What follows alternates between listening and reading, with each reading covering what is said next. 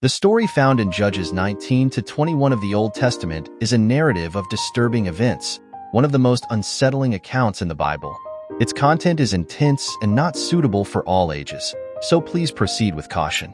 In the book of Judges, chapters 19 to 21, we encounter one of the most harrowing narratives in the Old Testament.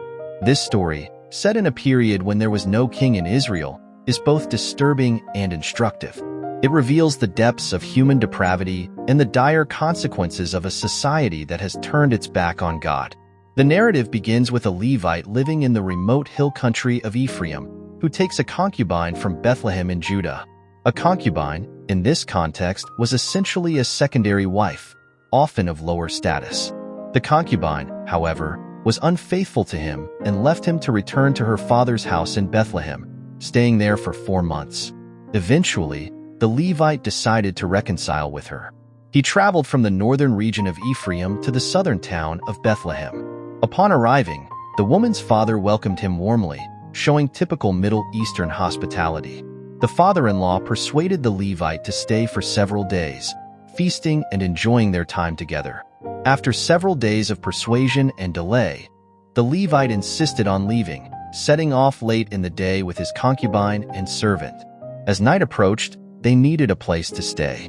They bypassed a Jebusite city, Jerusalem, and instead chose to press on to Gibeah in the territory of Benjamin, hoping for better hospitality among fellow Israelites. Upon reaching Gibeah, they found no one willing to take them in. They waited in the town square until an old man, also from the hill country of Ephraim but residing in Gibeah, noticed them and offered them shelter. He provided for their needs and welcomed them into his home. That night, as they were enjoying their meal, a group of wicked men from the city surrounded the house. They banged on the door and demanded that the old man send out the Levite so they could have sex with him. This echoes the atrocity faced by Lot in Sodom, highlighting the moral decay of the society. The old man pleaded with the mob, urging them not to commit such a vile act. In a desperate attempt to protect his guest, he offered them his virgin daughter and the Levite's concubine instead. However, the men refused to listen. The Levite then took his concubine and pushed her out to them. The men brutally raped and abused her throughout the night. At dawn, the woman managed to return to the house, collapsing at the door. When the Levite found her, he callously told her to get up so they could leave. Receiving no response, he discovered she was dead. He placed her body on his donkey and continued home. In a shocking and gruesome act, the Levite dismembered her body into 12 pieces, sending one piece to each of the 12 tribes of Israel. This horrifying act was meant to rally the tribes and bring attention to the atrocity committed in Gibeah. The tribes of Israel were outraged, and they assembled at Mizpah to address the crime. The Levite recounted the events, and the tribes demanded justice from the Benjamites. They asked the tribe of Benjamin to hand over the wicked men of Gibeah for punishment. However, the Benjamites refused to listen, choosing instead to protect the guilty men. This obstinacy led to a declaration of war. The 11 tribes of Israel united against Benjamin. They gathered an army of 400,000 men, while Benjamin could muster 26,000 warriors.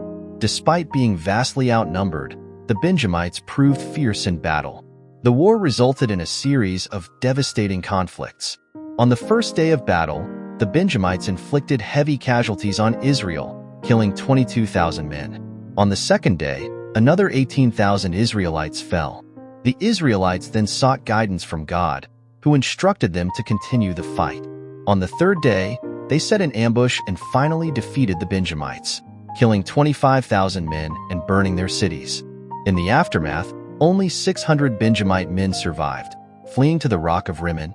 The Israelites, in their fury, had vowed not to give their daughters in marriage to the Benjamites.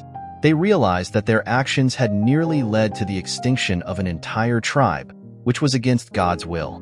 To resolve this, the Israelites found a solution. They identified that the town of Jabesh-Gilead had not participated in the assembly at Mizpah. They attacked Jabesh-Gilead, killing all except 400 virgins, whom they gave to the surviving Benjamites as wives. However, 200 men were still without wives. To solve this, during a festival at Shiloh, the Israelites instructed the Benjamites to hide in the vineyards and kidnap women who came out to dance. This ensured that the tribe of Benjamin could rebuild and not disappear entirely. Lessons to learn. Accountability matters. The lack of strong leadership and accountability led to moral decay. In those days, there was no king in Israel, and everyone did what was right in their own eyes. This chaos underscores the need for accountable leadership and governance. Value every human being. The callous treatment of women in this story is a stark reminder of the importance of valuing every human life. The Levite and the old man viewed the women as expendable, highlighting a deep societal flaw. Every person, regardless of gender, deserves dignity and respect. Straying from God leads to disaster. The further Israel strayed from God, the more heinous their actions became. This story illustrates the necessity of staying close to God and adhering to His commandments to prevent moral and societal decay.